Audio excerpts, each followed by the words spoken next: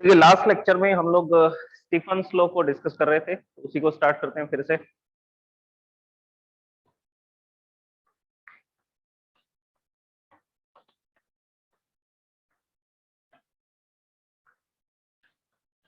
Stephen's law, देखिए Stephen's law में सबसे पहले डेफिनेशन देखिए क्या होगी इसकी, फिर इसके फॉर्मूलाज के बारे में डिस्कशन करते हैं। The amount of heat energy emitted, the amount of heat energy emitted पर second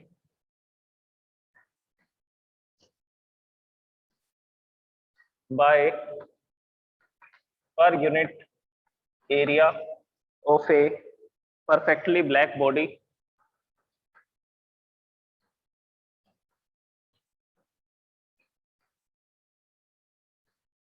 of a perfectly black body is directly proportional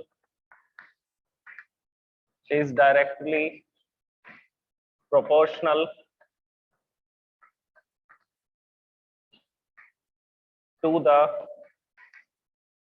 fourth power of the absolute temperature, is directly proportional to the fourth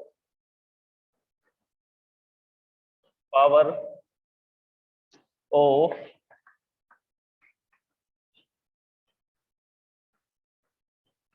absolute temperature of the body.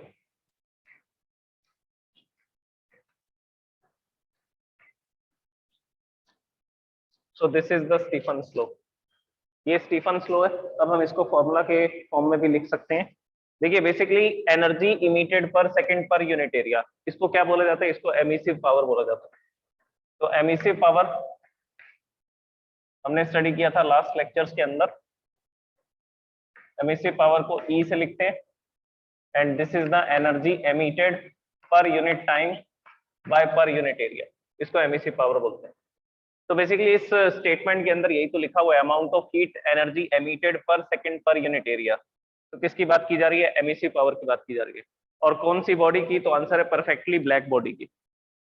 तो perfectly black body कितना emission करेगी पर second, कितना emission करेगी पर unit area से? ये depend करता है उसके fourth power of the temperature पे, टेम्परेचर की फोर्थ पावर पे ये डिपेंड करता है। अब इसके बाद यहाँ पर प्रोपोर्शनेट के सिंबल को हटाएंगे और एक कांस्टेंट आएगा। वो जो कांस्टेंट है उसको स्टीफन्स कांस्टेंट बोला जाता है, जिसको सिग्मा से लिखा जाता है। So this will be the formula, emissive power is equal to Stefan's constant multiply by fourth power of the temperature. तो जितना भी एमिशन होगा वो उसके टेम्परेचर पे डिपेंड करेगा। अगर मान लीजिए हम टेम्परेचर को डबल कर, अगर टेम्परेचर को डबल कर देते हैं तो एमिसिव पावर उसकी 16 टाइम्स इंक्रीज हो जाएगी। फोर्थ पावर का यही मतलब होगा। अगर हम टेम्परेचर को डबल करेंगे तो उसकी जो एमिसिव पावर होगी ब्लैक बॉडी की वो 16 टाइम्स क्या हो जाएगी? इंक्रीज हो जाएगी। अच्छा, ये जो स्टीफन्स कांस्टेंट होता है इसकी कुछ फिक्स वैल्यू होगी, तो यहाँ पे हम लोग लिख देते हैं where sigma is a constant which is called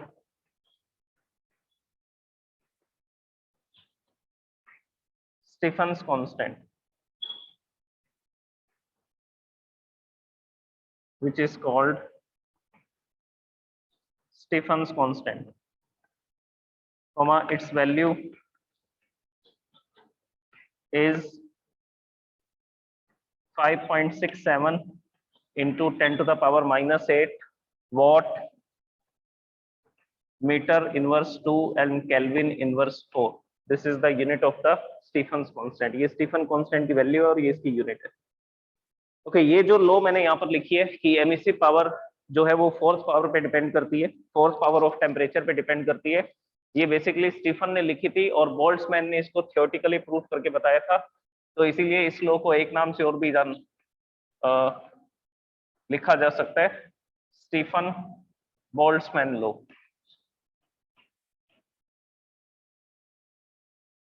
So this is also known as Stephen Boltzmann law. Okay, और ये एमिसिव पावर, ये मैंने आपको बता दिया एमिसिव पावर क्या होता है, energy emitted per unit time by per unit area of the black body.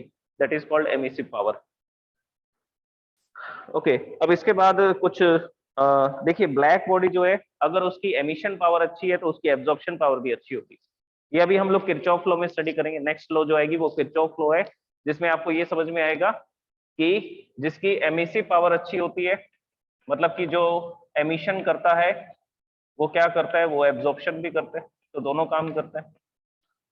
तो बेसिकली अभी ये जो लॉ लिखी गई है, इस लॉ में सिर्फ ये माना जा रहा है कि जो भी बॉडी है उसका टेम्परेचर कंसीडर किया गया है इसमें, और सराउंडिंग का टेम्परेचर कितना कंसीडर किया जा रहा है, तो आंसर है सराउंडिंग का टेम्परेचर 0 केल्विन कंसीडर किया जा रहा है।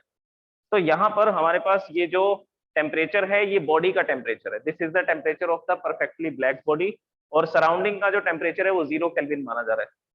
लेकिन 0 केल्विन टेम्परेचर हमारे आसपास तो होता नहीं है, तो प्रैक्टिकली अगर हम इसके फॉर्मूला की बात करें तो फॉर्मूला में कुछ चेंजेस करने पड़ेंगे। क्या चेंजेस करने पड़ेंगे, ये तो उसकी एमिसिव पावर है, और जितनी एमिसिव पावर होती है उसी को एब्जॉर्प्शन पावर भी लिख सकते हैं। तो एब्जॉर्प्शन पावर का फॉर्मूला भी यही बनता है। एब्जॉर्प्शन पावर को किससे लिखा जाता है, ए से लिखा जाता है, पर सेकंड वो कितना एब्जॉर्प्शन करेगा, तो that formula is sigma and temperature of the surrounding fourth power of the temperature of the surrounding, तो ये इसकी एब्जॉर्प्शन पावर होगी। तो बेसिकली अगर हम एक ब्लैक बॉडी को कंसीडर कर रहे हैं और ये बोल रहे हैं कि आसपास का जो टेम्परेचर है वो 0 केल्विन नहीं है, तो उस समय पर वो एमिशन भी करेगा और उस समय पर वो एब्जॉर्प्शन भी करेगा। तो हमें क्या करना पड़ेगा, इसकी rate of loss of radiant power निकालनी पड़ेगी, रेडिएंट एनर्जी। देखिए अब इस केस में हम लोग इस फॉर्मूला को चेंज करते हैं, अगर सराउंडिंग का कुछ ना कुछ टेम्परेचर होगा, ये एक स्पेशल केस है।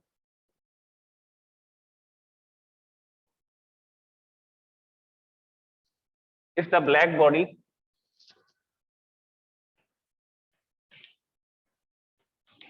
ये स्पेशल केस है, फर्स्ट केस है। If the perfectly black body eight absolute temperature T, absolute temperature मतलब केल्विन में मेजर करता है,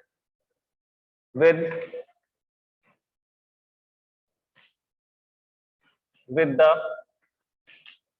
temperature of surrounding Ts, surrounding का टेम्परेचर जो है उसको Ts लिखा जा रहा है। If the black body at temperature T with the temperature of surrounding Ts emits energy as well as receive, ये एनर्जी एमिट भी करेगा और ये एनर्जी को रिसीव भी करेगा। क्योंकि अगर टेम्परेचर 0 केल्विन नहीं है, जैसे कि हम इस रूम की बात करें तो इस रूम के अंदर सनलाइट आ रही है, ट्यूबलाइट ऑन है, तो यहाँ से क्या आ रही है, एनर्जी आ रही है। तो फॉर एग्जाम्पल अगर मान लीजिए मैंने यहाँ पर इस रूम के अंदर ब्लैक बॉडी को रखा हुआ है और जिसका टेम्परेचर 2000 केल्विन है, 3000 केल्विन है, तो ये हाई टेम्परेचर पे है, तो ये एमिशन तो करेगा ही करेगा, लेकिन एब्जॉर्प्शन भी तो करेगा। आसपास से सनलाइट आ रही है, यहाँ पर एक सोर्स लगा हुआ है, ट्यूबलाइट लगी हुई है, तो ट्यूबलाइट से भी तो इलेक्ट्रोमैग्नेटिक वेव्स आ रही हैं, तो ये इसको एब्जॉर्ब भी करेगा। तो ये एमिशन भी करेगा और एब्जॉर्प्शन भी करेगा, और एब्जॉर्प्शन पावर उस समय 0 होगी जब आसपास का सराउंडिंग का टेम्परेचर कितना होगा, 0 केल्विन। तो 0 केल्विन टेम्परेचर पर ये एब्जॉर्ब नहीं कर पाएगा। Okay, if the black body at temperature T with the temperature of surrounding Ts, it emits energy as well as receive, ये एनर्जी को एमिट भी करेगा और रिसीव भी करेगा। So now the net rate of loss of radiant energy, so net rate of loss of radiant energy per unit area, आप इसको ऐसा लिखना चाहें तो ऐसा भी लिख सकते हैं, नहीं तो आप इसको क्या लिख सकते हैं, और you can say that net emissive power, ये भी लिखा जा सकता है इसकी जगह पर, नेट एमिसिव पावर। अभी मैंने आपको बताया था एमिसिव पावर क्या होता है, एमिसिव पावर होता है energy emitted divide by time पर सेकंड, मतलब पर यूनिट एरिया। तो पर यूनिट एरिया में से पर सेकंड जितनी एनर्जी एमिट होती है उसको एमिसिव पावर बोलते हैं। तो यही तो लिखा हुआ है, rate of loss of radiant energy. तो वो जितना एमिशन करेगा उतनी एनर्जी का क्या होगा, उसमें लॉस होगा।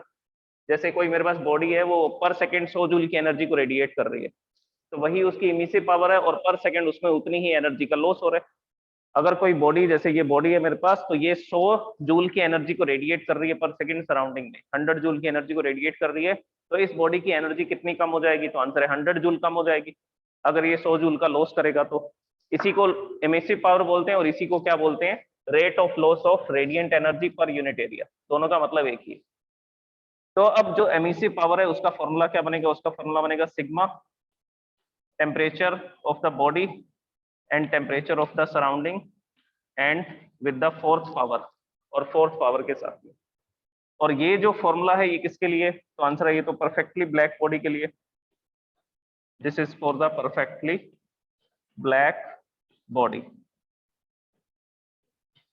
तो ये परफेक्टली ब्लैक बॉडी के लिए जब सराउंडिंग का टेम्परेचर 0 केल्विन नहीं है उस समय पे ये फॉर्मूला लगाना है, और जब सराउंडिंग का टेम्परेचर 0 केल्विन कंसीडर किया जाता है उस समय पर बॉडी सिर्फ एमिशन करेगी, कोई एब्जॉर्प्शन नहीं करेगी, तो उस समय ये फॉर्मूला अप्लाई करेंगे। तो ये दो फॉर्मूला इसमें बनेंगे।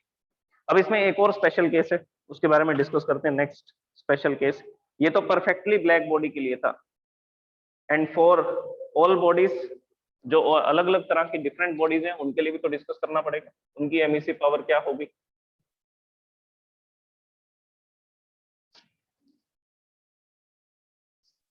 So here we will write second case, second special case is for bodies which are not perfectly black, which are not perfectly black bodies, which are not perfectly black bodies। उसके लिए हम लोग क्या लिखेंगे? Net emissive power, कितना emission करेगा per second ये body. Net emission power या emissive power will be given as E is equal to, यहाँ पर एक कांस्टेंट और ऐड कर देंगे, वो कांस्टेंट होगा epsilon, epsilon sigma T to the power 4, this is the temperature of the body and this is the temperature of the surrounding, so this will be the formula। अब इसमें ये सिमेशन, इसमें ये एप्सिलॉन क्या है? ये जो हमने सिंबल लिखा है इस सिंबल को क्या बोलते हैं? इस सिंबल को एप्सिलॉन बोलते हैं, ग्रीक लैंग्वेज का सिंबल है। और इसको यहाँ पर क्यों यूज किया जा रहा है? एप्सिलॉन होता है emissivity of the body. Emissivity क्या होता है उसके बारे में सुनिएगा। एमिसिविटी बेसिकली कंपैरिजन है, परफेक्टली ब्लैक बॉडी का दूसरी बॉडीज के साथ कंपैरिजन है, तो उसको हम लोग एमिसिविटी बोलते हैं। अब एग्जांपल सुनो, जैसे कि हमारे पास एक टंगस्टन का फिलामेंट है, बल्ब के अंदर हम लोग यूज करते हैं टंगस्टन फिलामेंट को, so it is used in electric bulb, ये इलेक्ट्रिक बल्ब में यूज करते हैं। तो इलेक्ट्रिक बल्ब में जैसे इलेक्ट्रिसिटी पास करते हैं, इलेक्ट्रिसिटी पास करते ही वो अप्रोक्सीमेटली 3000 केल्विन पर हीटअप हो जाता है, लगभग 2700 डिग्री सेल्सियस हो गया। तो 2700 डिग्री सेल्सियस पे वो गर्म होगा, गर्म होकर के वो फिलामेंट क्या करेगा? एनर्जी का एमिशन करेगा, एनर्जी का एमिशन करेगा। तो बेसिकली अगर मैं एक ब्लैक बॉडी लेता हूं, तो दो डिफरेंट बॉडीज की बात कर रहा हूं मैं। आप देखिए, अगर मैं एक ब्लैक बॉडी लेता हूं, परफेक्टली ब्लैक बॉडी, इसको भी 3000 केल्विन पे गर्म करता हूं। इसी तरह से मैंने यहाँ पर दूसरा सब्सटेंस कौन सा ले रखा है? दूसरा सब्सटेंस मैंने टंगस्टन ले रखा है। टंगस्टन भी 3000 केल्विन टेम्परेचर पर है। अब ये जो एमिशन कर रहा है उस एमिशन को हम लोग बोल रहे हैं 100%, और 3000 केल्विन पर टंगस्टन जो एमिशन करता है वो एमिशन कितना होता है? वो एमिशन होता है 40%। तो बेसिकली ये 40% किसका है? ये 40% ब्लैक बॉडी के कंपैरिजन में बोला जा रहा है। अगर ये पर सेकंड 100 जूल की एनर्जी रेडिएट करता है 3000 केल्विन पर, तो ये पर सेकंड सिर्फ कितनी एनर्जी को रेडिएट करेगा? 40 जूल की एनर्जी को रेडिएट करेगा। तो इसका जो इसके साथ कंपैरिजन किया जा रहा है इसी को क्या बोला जाता है? एमिसिविटी। ये जो एप्सिलॉन हमने यहाँ पे सिंबल लगाया है, this is called emissivity of the bodies, of the body, of the substance, कि वो कितना एमिशन करेगा किसके कंपैरिजन में? ब्लैक बॉडी के कंपैरिजन में एट द सेम टेम्परेचर। तो अगर ब्लैक बॉडी 3000 केल्विन पे रखते हैं तो वो 100 जूल की एनर्जी रेडिएट करता है। अगर टंगस्टन को हम 3000 केल्विन पे रखते हैं तो वो 40 जूल की एनर्जी को रेडिएट करता है। तो हमने ये बोला कि टंगस्टन का जो एमिसिविटी होती है, टंगस्टन की एमिसिविटी जो होती है वो कितनी होती है, 0.40 होती है। मल्टीप्लाई बाय 100 करोगे तो परसेंट में आ जाएगा। तो ये एमिसिविटी जो होती है इसका कोई यूनिट नहीं होता, ये बेसिकली एक नंबर है, ये सिर्फ एक कंपैरिजन है, ये एक रेशो है। किसका रेशो है? The energy emitted per second per unit area by the body and the energy emitted per second per unit area by the black body. तो इसके रेशो को क्या बोला जाता है? एमिसिविटी बोला जाता है। तो ये मैंने आपको एग्जांपल से एक्सप्लेन किया। अब मैं इसका फॉर्मूला लिख देता हूँ एमिसिविटी का, हम लोग ऑलरेडी इसको डिस्कस कर चुके हैं वैसे तो।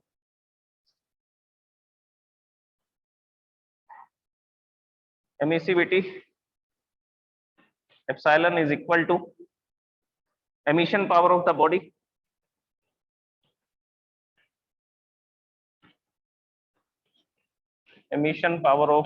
body divided by emissive power of black body, perfectly black body।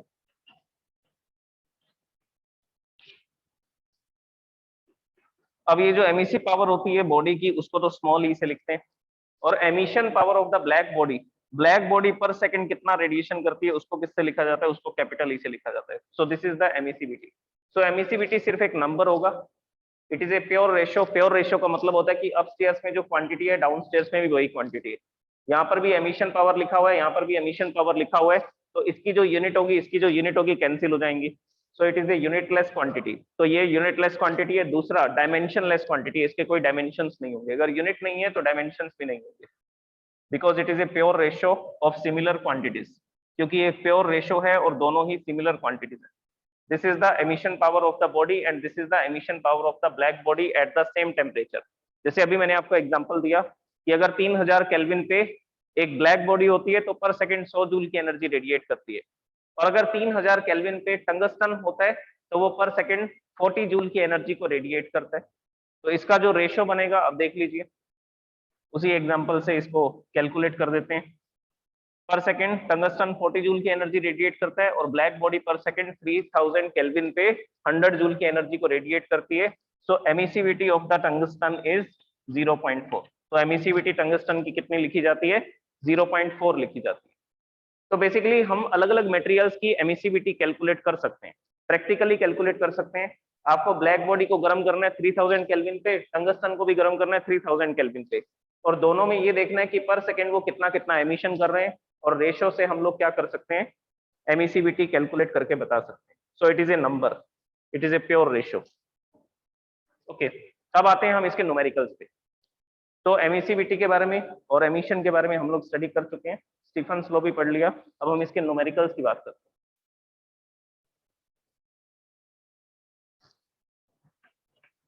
The numerical is how much energy is radiated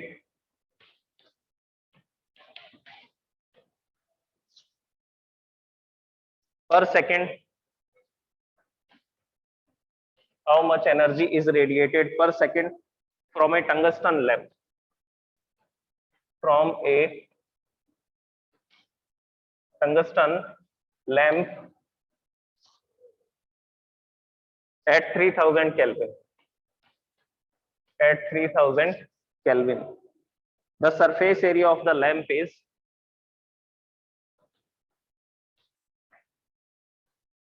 the surface area of the lamp is 0.3 centimetre square. Filament होगा, बिल्कुल छोटा सा फिलामेंट है तो सरफेस एरिया इसीलिए 0.3 centimetre square है। And the emissivity of the tungsten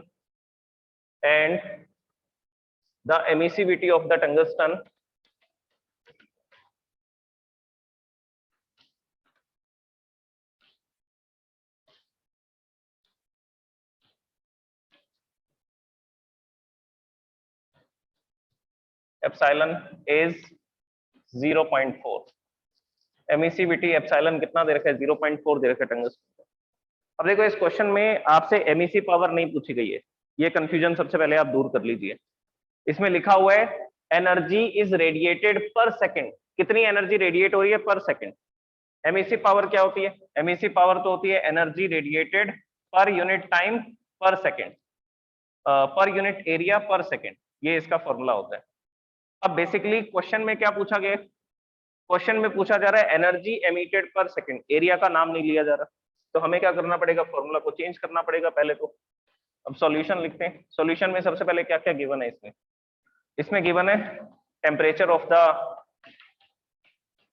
tungsten 3000 kelvin, और surrounding का टेम्परेचर दिया नहीं हुआ, इसका मतलब सराउंडिंग का टेम्परेचर 0 केल्विन है। सिर्फ आपको इसमें एमिशन पावर बतानी है, और एब्जॉर्प्शन ये करेगा ही नहीं क्योंकि सराउंडिंग का टेम्परेचर तो गिवन ही नहीं है। इसका मतलब ये जो टंगस्टन है 3000 केल्विन पर है, और आसपास का जो सराउंडिंग है वो 0 केल्विन टेम्परेचर पर है, तो सिर्फ ये रेडिएशन करेगा, एब्जॉर्प्शन नहीं करेगा। सो temperature of the body is 3000 kelvin. Surface area, area कितना गिवन है 0.3 सेंटीमीटर स्क्वायर, इसको मीटर स्क्वायर में करना है। मीटर स्क्वायर में करने के लिए क्या करेंगे, 0.3 ये सेंटीमीटर इंटू सेंटीमीटर है, इस सेंटीमीटर को मीटर में बदलना है तो डिवाइड बाय 100 करेंगे, फिर हम इसको मीटर में लिख सकते हैं। अब ये वाले सेंटीमीटर को मीटर में बदलना है तो इसके डिवाइड बाय 100 करेंगे, फिर इस सेंटीमीटर को हम लोग मीटर लिख सकते हैं। तो ultimately divide by 10 to the power 4 करना है, तो 100 into 100 this will be 10 to the power 4, और 10 टू द पावर 4 अपस्टेयर्स में जाएगा तो 10 टू द पावर -4 हो जाएगा। तो जब सेंटीमीटर स्क्वायर को मीटर स्क्वायर में कन्वर्ट करना होता है तो आपको याद रखना है कि 10 टू द पावर -4 से इसको मल्टीप्लाई करना है। तो ये सेंटीमीटर स्क्वायर से किस में कन्वर्ट हो जाएगा, मीटर स्क्वायर में कन्वर्ट हो जाएगा। एसआई यूनिट में क्वेश्चन को सॉल्व करेंगे, तो हमने इसको एसआई यूनिट में कन्वर्ट कर लिया। ओके, सराउंडिंग का टेम्परेचर गिवन नहीं है, तो सराउंडिंग का जो टेम्परेचर है वो हम लोग क्या मानेंगे, 0 केल्विन मानेंगे। इसके अलावा इसमें emissivity of the tungsten is given, this is 0.4, ये 0.4 दे रखी है। अब हम इसका फॉर्मूला लिखते हैं।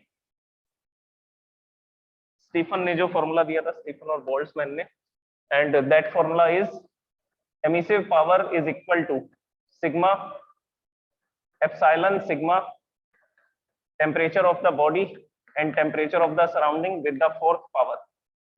फोर्थ पावर के साथ लिखना है दोनों को। अब वैल्यूज पुट कर देते हैं सारी।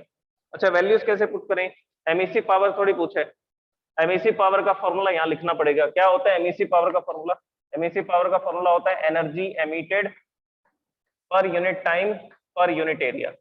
तो ये वैल्यू हम लोग इसमें पुट कर देंगे। जैसे ही इसमें वैल्यू पुट करेंगे तो देखिए फॉर्मूला को हमें चेंज करना पड़ेगा। This is the energy emitted per unit time पर unit area, epsilon sigma fourth power of the temperature of the body and fourth power of the temperature of the surrounding.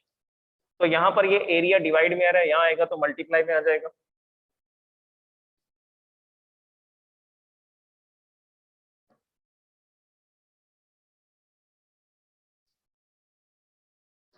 ये emissive power का formula है, formula put किया था हमने।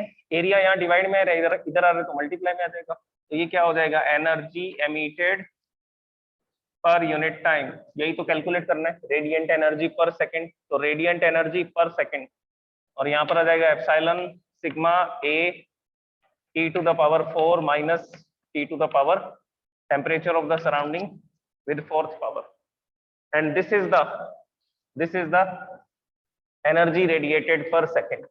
ये हमें calculate करना था क्वेश्चन में। So E upon T is the energy radiated per second. तो एनर्जी रेडिएटेड पर सेकंड, इसको हम लोग किससे लिख सकते हैं, इसको हम लोग H से भी लिख सकते हैं। So this can also be written as H। तो वैल्यू पुट करते हैं। एप्सिलॉन की वैल्यू दे रखी है 0.4। Sigma Stefan's constant, Stefan's constant की वैल्यू होती है 5.67 into 10 to the power -8। Area is given 0.3 into 10 to the power -4, and temperature of the body and temperature of the surrounding, ये वैल्यू पुट करते हैं। बॉडी का टेम्परेचर है 3000 kelvin और surrounding का टेम्परेचर गिवन नहीं है, तो हम उसको 0 केल्विन लिख देंगे। अगर सराउंडिंग का टेम्परेचर नहीं दे रखा तो सीधा सा मतलब ये है कि सराउंडिंग के टेम्परेचर को 0 केल्विन कंसीडर किया जा रहा है, आइडियल कंडीशन कंसीडर की जा रही है। अब इसको मल्टीप्लाई करेंगे, पहले पावर्स को सॉल्व कर लेते हैं। अच्छा, इसकी पावर भी तो 4 करनी है, 3000 टू द पावर 4, टेम्परेचर की फोर्थ पावर लिखनी होती है।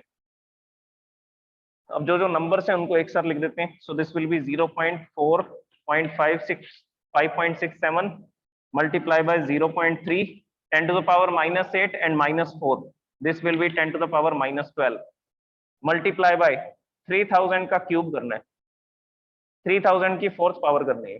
तो इसमें क्या करेंगे, 3 to the power 4 लिख देंगे, और मल्टीप्लाई में जो 1000 है, ये 1 2 3 zeros है ना, तो इसको 1000 बोलेंगे। अब 1000 की पावर 4 करेंगे तो ये कितना हो जाएगा, ये हो जाएगा 10 to the power 12। तो 3000 to the power 4 को हम लोग क्या लिख सकते हैं, 3 to the power 4 and 10 to the power 12। अब ये 10 to the power -12 है, ये 10 to the power +12 है, ये तो कैंसिल हो जाएगा, ये कैंसिल हो जाएगा। तो एनर्जी एमिटेड पर second will be 0.4 into 5.67 into 0.3 into, अब ये 3 to the power 4 है, 3 to the power 4 कितना होगा, 3 इंटू 3 इंटू 3 इंटू 3, 4 टाइम्स इसको मल्टीप्लाई कर देंगे। सो this will B 3 into 3 9, 27 27 into 3 81। तो 3 to the power 4 की जगह पे लिख देंगे 81। अब इन सबको मल्टीप्लाई करोगे तो आंसर आएगा 55.11 वॉट।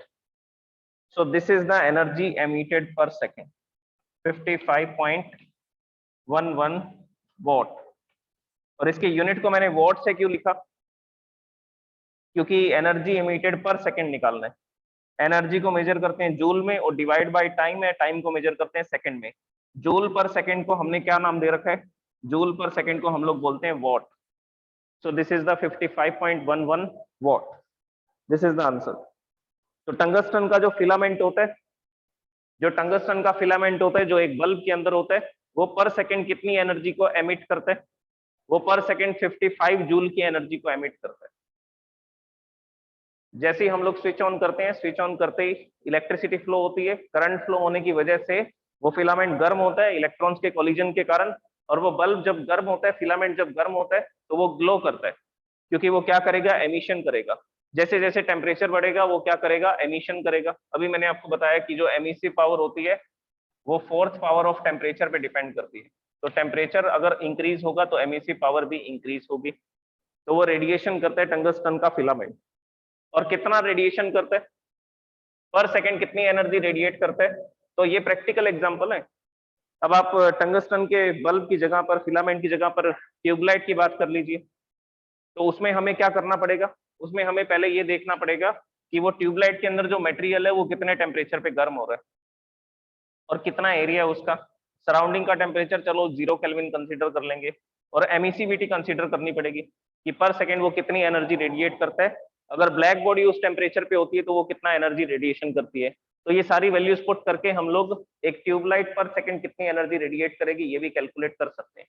तो किसी भी बॉडी का पर सेकंड कितना रेडिएशन होगा उसकी ये कैलकुलेशन रहती है, और ये बहुत इंपॉर्टेंट टॉपिक है इस चैप्टर का, क्योंकि कंपटीशन एग्जाम्स के अंदर इसी टाइप के क्वेश्चंस आते हैं कि अगर कोई बॉडी इस टेम्परेचर पे गर्म की जा रही है तो वो कितना रेडिएशन करेगी पर सेकंड। ओके, तो 3000 केल्विन पे टंगस्टन का फिलामेंट 55 जूल पर सेकंड की एनर्जी रेडिएट करता है। हर एक सेकंड में 55 जूल की एनर्जी को रेडिएट कर रहा है रूम के अंदर। इसीलिए बल्ब को ऑन करने पर कमरे का टेम्परेचर, रूम का टेम्परेचर भी इंक्रीज होना शुरू हो जाता है, क्योंकि वो सराउंडिंग में हर सेकंड 55 जूल की एनर्जी को रेडिएट करता है। So this is the Stefan's law and it's example. ये इसका एग्जांपल है, रियल लाइफ एग्जांपल है ये। अब इसके बाद एक किरचॉफ लॉ आएगी। किरचॉफ लॉ के बारे में सुनिए क्या होती है। एक छोटा सा फॉर्मूला है, बस उसको स्टडी कर लेते हैं, फिर ग्रीन हाउस इफेक्ट और न्यूटन्स लॉ ऑफ कूलिंग, दो टॉपिक बचेंगे, इसको इरेज करते हैं।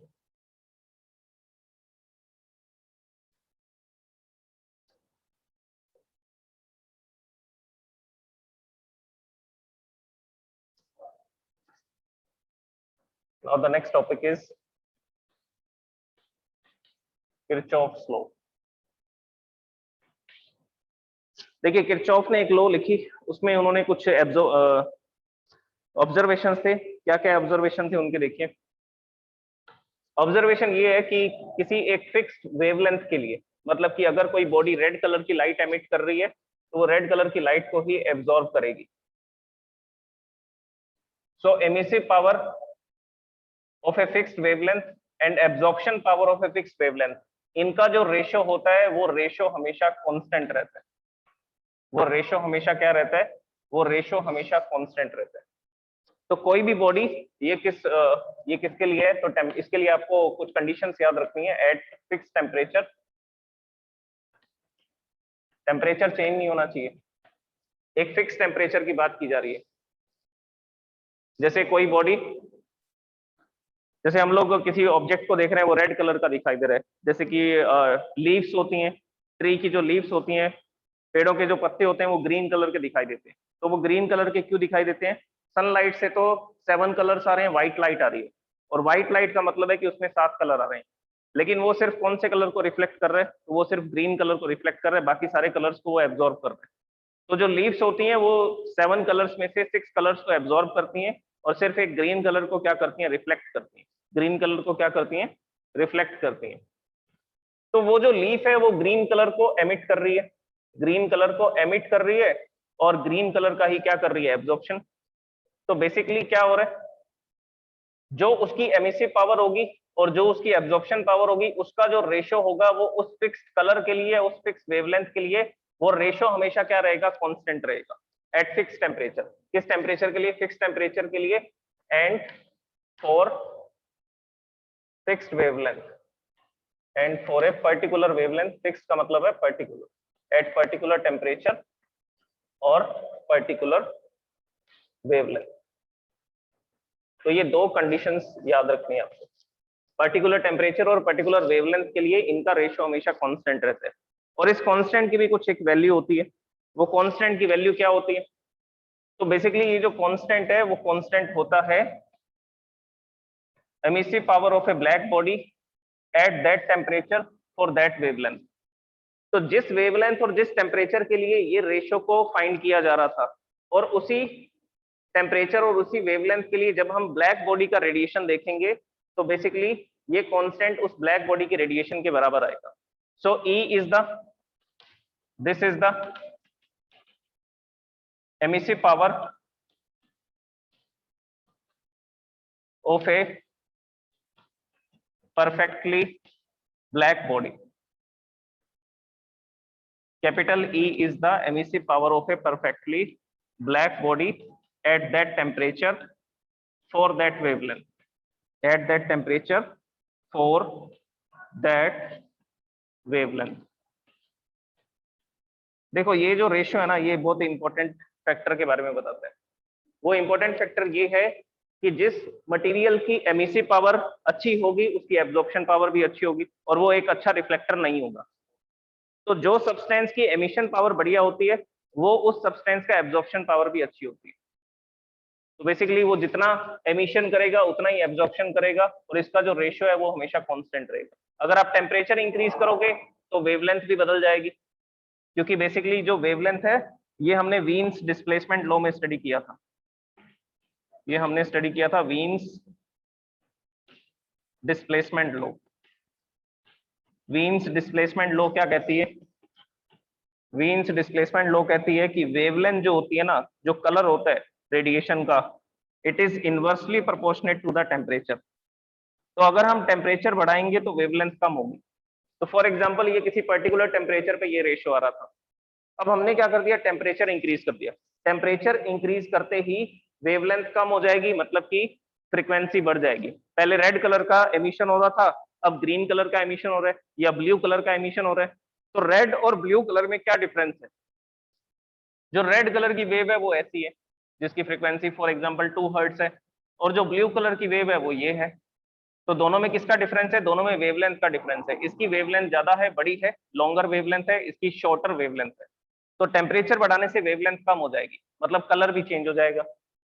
तो एक पर्टिकुलर वेवलेंथ या पर्टिकुलर कलर के लिए और पर्टिकुलर टेम्परेचर के लिए रेशियो कांस्टेंट रहता है, और ये कांस्टेंट किसके बराबर आता है? ये कांस्टेंट आता है emissive power of A perfectly black body at that temperature and for that wavelength. उस टेम्परेचर पे ब्लैक बॉडी जो एमिशन करेगी, इन दोनों का रेशियो उसके बराबर आएगा। This is the Kirchhoff's law.